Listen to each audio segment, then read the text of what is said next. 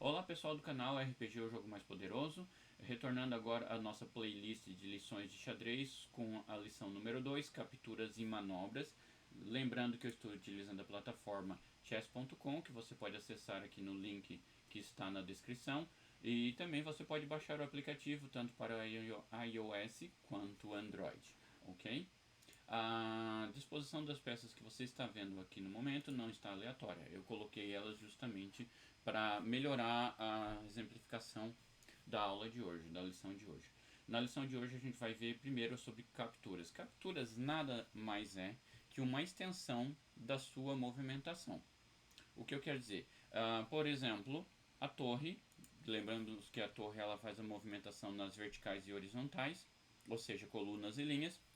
A movimentação da torre ela pode ir até o limite dela, exceto quando tenha uma pedra no meio do caminho, por exemplo, o rei aqui. A torre não pode atravessar o rei, ela não tem visibilidade após o rei, porque o rei obstrui o restante do caminho. Da mesma maneira, o peão. A única diferença é que o peão preto é do oponente, então isso me permite captura. Você pode ver que o sistema, inclusive, apresenta um sinal aqui que refere-se à captura. Então, nesse caso, eu, em vez de parar antes, eu paro sobre a pedra, retirando ela do tabuleiro. Isso é a captura. Então, é uma extensão, simplesmente uma extensão das movimentações. Então, todas as movimentações que são realizadas da mesma maneira, a única diferença é que no final da movimentação, como ela é limitada pela pedra do oponente, eu posso realizar a captura. Por exemplo, o cavalo, as movimentações possíveis do cavalo é em forma de L, então ele pode vir aqui, ele pode vir aqui, ele pode vir aqui, ele pode vir aqui. Ou seja, este peão também é alvo, este bispo também é alvo, lembrando que o cavalo é a única pedra que pode passar sobre outras. Tanto pedra minha, tanto peças minhas quanto peças do oponente. Nesse caso, por exemplo, este bispo é um alvo porque existe uma formação em L aqui ou uma formação em L aqui. E em nenhum dos dois casos, o meu peão ou a dama do oponente interfere na movimentação do cavalo. Portanto, essa é uma movimentação legal de captura. O bispo é capturado pelo cavalo, ok? Movimentação do bispo, diagonais. Bispo pode ir até o final do tabuleiro ou até ser obstruído. O que temos aqui? Outro bispo. Então este bispo pode executar a captura. Pode ver que o sistema não está ressaltando captura para essas duas pedras. Por quê? Porque nenhuma outra pedra, exceto o cavalo, pode saltar sobre outras pedras. Da mesma maneira que a minha dama, ela pode ir em todas as direções. No momento, ela pode apenas capturar esta torre, este peão e este cavalo. Ela não pode capturar este peão ou ter qualquer efeito direto aqui. Muito menos ao bispo, porque o meu peão obstrui. Ou seja, se eu quisesse capturar este bispo com a minha dama, eu deveria fazer uma movimentação de movimentar o meu peão para frente e abrindo a diagonal para que tanto o bispo possa vir na minha dama quanto eu posso ameaçar o bispo, correto? Então todas as manobras de captura nada mais são que extensões da sua própria manobra de movimento, exceto pelo peão. Exemplo, esses dois peões aqui. Esses dois peões estão em ameaça ou captura? Não. Ah, mas o peão não move para frente? Move. Então, esse peão pode capturar este ou este peão capturar este? Não. Este caso é totalmente diferente. O peão ele não captura em sua manobra, ele captura nas diagonais à frente. Ele não captura as diagonais anterior porque ele não pode fazer manobra de retrocesso, ele apenas vai à frente. Por exemplo, este peão não está habilitado a fazer nada, porque ele não pode mover-se para frente porque ele está obstruído pelo peão preto e não pode capturar nas diagonais porque não há nada nas diagonais para capturar. Este peão ele já tem a manobra de movimento e tem duas pedras em seu alvo, então eu posso tanto capturar a torre quanto o bispo, ok? Ele não está obstruído a nada. Existe uma movimentação especial de captura que só é realizado pelos peões, que se chama en passant. O que é en passant? En passant do francês é aquele que está passando, aquele que está... é o andante, né? A pessoa que está caminhando. Nesse caso, refere-se a essa manobra inicial do peão de saltar duas casas em vez de uma. Ou seja, este peão ele pode tanto, como ele está na posição inicial, ele pode tanto vir para a segunda casa, quanto ele pode ir diretamente para a terceira casa. Isso significa que o peão está em situação de como é que eu vou dizer? Na verdade, de transferência. Ele está como se ele estivesse, na verdade, no meio entre as duas casas. Isso permite que este peão, desculpa, não, senhores, isso permite que este peão realize uma captura na diagonal daquele peão.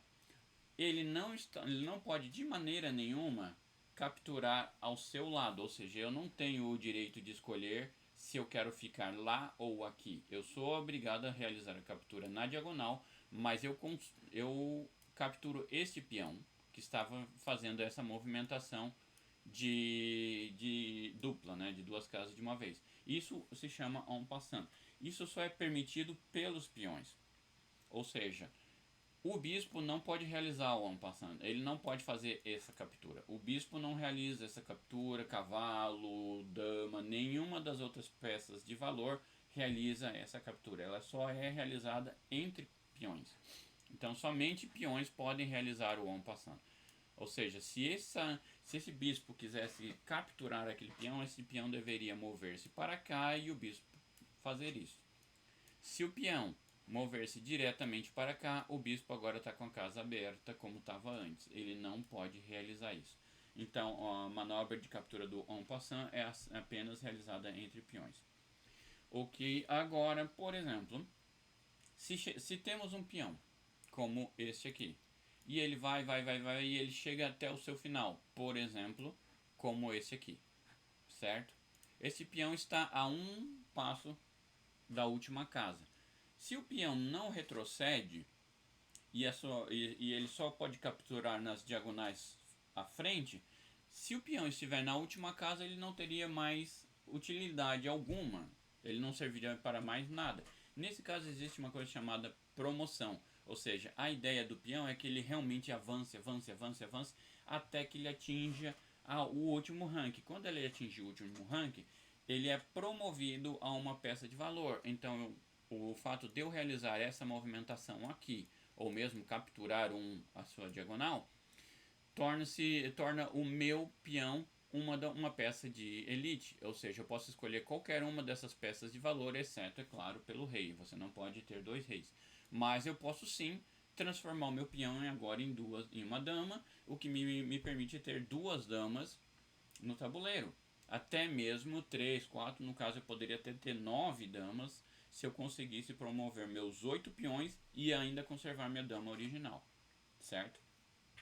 Então, quando um peão atinge o último rank, ele é promovido a uma peça de valor. Geralmente, as pessoas optam por promover para a dama, porque é a peça de maior valor. Todas as outras peças acabam sendo obsoletas, comparando para que promover por uma torre se a dama tem tanto a movimentação da torre quanto do bispo. O único momento que salva o momento em que às vezes é interessante promover o peão para uma outra peça é o knight, o cavaleiro.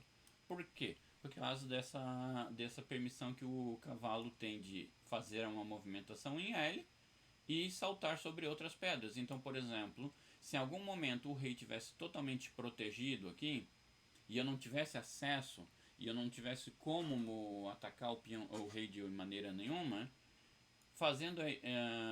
trocando o peão por um cavalo, me permite fazer isso e alcançar o rei agora, entendeu? Agora o rei está em cheque, em captura. Então, algumas vezes, dependendo da situação, é interessante.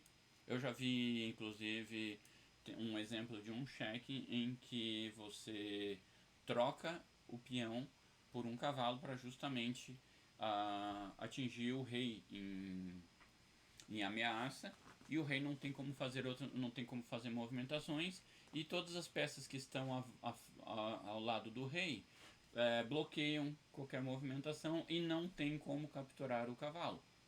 Se as peças que estão ao lado não tem como capturar o cavalo, por exemplo, você tem uma torre aqui, um bispo aqui, e eu faço essa movimentação aqui.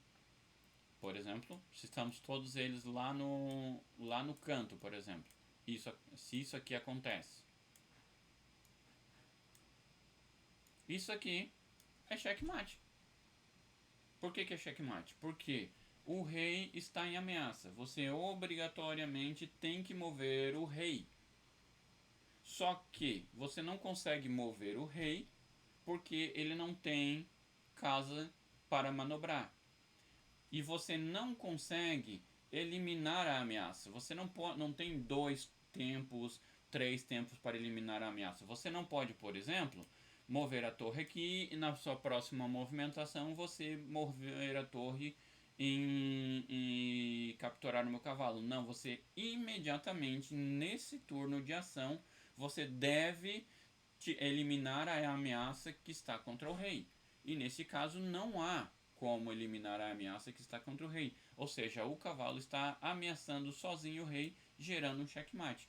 Então, por exemplo, se eu tivesse este peão aqui e eu promovesse ele para uma dama, por exemplo, eu não tenho eu teria como atacar aqui, ele me atacar, etc. Teria que achar outros vãos, outros caminhos. Digamos, se aqui existisse alguma pedra aqui nesse meio termo aqui, por exemplo, um cavalo do oponente, então a dama não está ameaça, nem a torre ameaça ele, não há nada que não há nenhum problema, não há problema algum, não existe ameaça, não existe como a torre capturar a dama. Mas, por exemplo, a dama, sim, é a peça mais forte do jogo. Só que eu promover o meu peão para uma dama, neste caso, não vai me trazer um benefício mais direto do que se eu promover para um cavalo. Se eu promover para um cavalo, eu ameaço o checkmate no próximo turno. Então a única maneira do rei sair daqui é ele conseguir arranjar uma casa de fuga. Aí eu faço isso aqui, não é mais uma ameaça de mate porque o rei pode mover-se. Ok? Então, quer dizer, se por um acaso o rei, as peças pretas não movimentar uma casa de fuga, na minha ação eu posso fazer um checkmate. Entende? Então agora é checkmate, o rei não tem movimentação, não há como capturar essa pedra.